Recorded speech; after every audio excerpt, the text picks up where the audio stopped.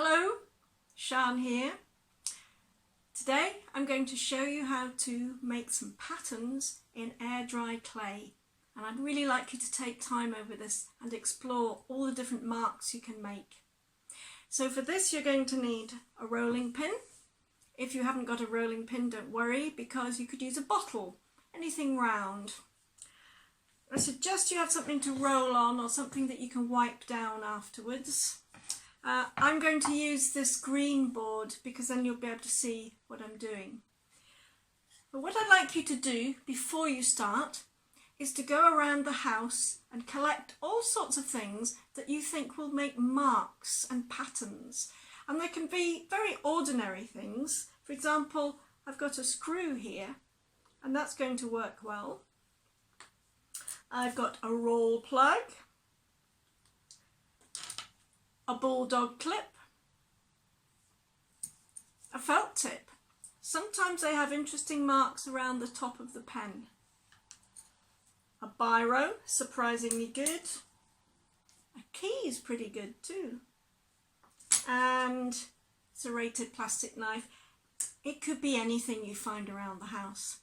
So get them all together so you've got them ready. I'm going to put them in a pile next to me here. And now let's look at the clay. You can see I've wrapped it well in plastic because at all times when you're not actually rolling it or working on it, you need to keep it wrapped up. If it gets air too much into it, it's going to dry out. So I've got a plastic bag, a Ziploc bag, and the wrapping it came in. You'll find lots of different ways to do this. In the ones that I've given you, I've cut your blocks into 4 rectangles and I've wrapped 2 separately for you, and that's for the next time we do this. So put those away, keep them wrapped up and wait till next week. Then of the ones that I've left you with, you can take each block and cut it into 4 little squares. So you'll have 8 little squares altogether. And that means you'll have plenty to practice with. You can just use a knife to cut them. And here I've got a little square that I've already got ready. So all you do is to roll your little square in your hand till you make a ball. Take your rolling pin and flatten it out. Doesn't matter what shape, and you'll get the hang of it easy enough. Not too thin because you want to press some marks into it. And then take one of the things you've collected. Now I really want you to be challenged on this. I want to challenge you. How many different marks can you get from one object? So the key, I can press the side, and this is a good practice to see how hard you need to press or not. I can practice just on the edge. It's also got a different edge here. There's also a kind of hole in it there. Very interesting. Will that come out? Yes, that's quite interesting. What will the screw do? I can put the head on it. I get a nice cross mark on that.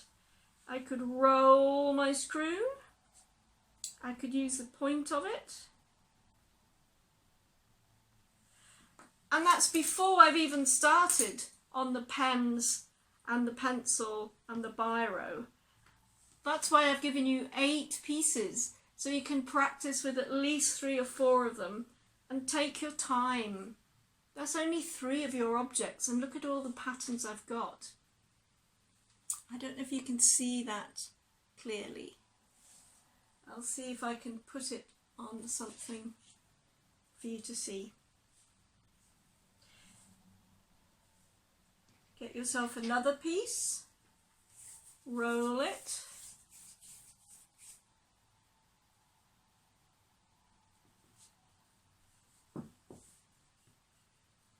and practice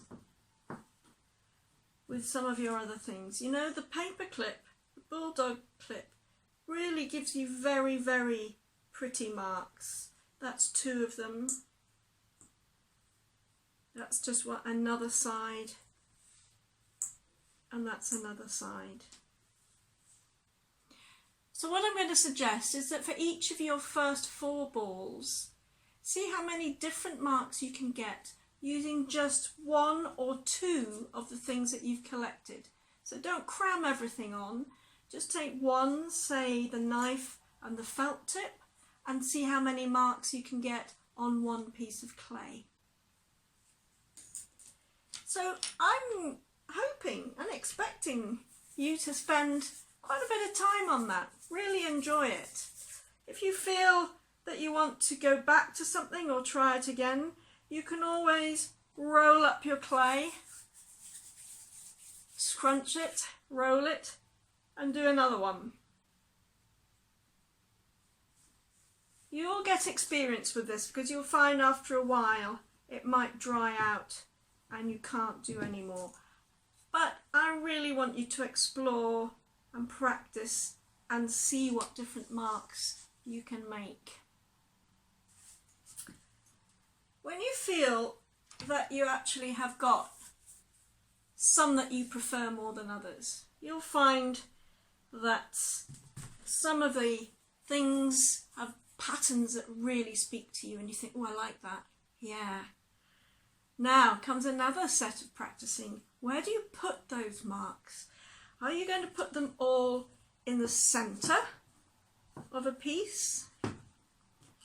Or are you going to put them on the edges? That's an interesting set of things for you to think about. You could put patterns around the edge. You could put patterns in the middle. And again, do quite a lot of practicing with that. I quite like using the points of things. That's the point of my roll plug. Or even the point of my pen could give me interesting little dots. And again, you've got plenty. You've got at least 4 that you haven't used yet. So at the end you're going to have 8 of these. So now a bit more fun. You might have rather raggedy edges like mine, not a very clear shape, but you can cut them very easily just with an ordinary pair of scissors. So I'm going to cut mine following the bit of the pattern that I like best, which happens to be in the middle.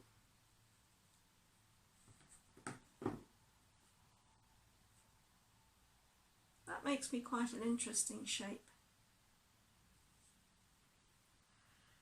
Out of my box, I can get my barbecue stick, poke a hole through it. Now, as they say, here are some I made earlier.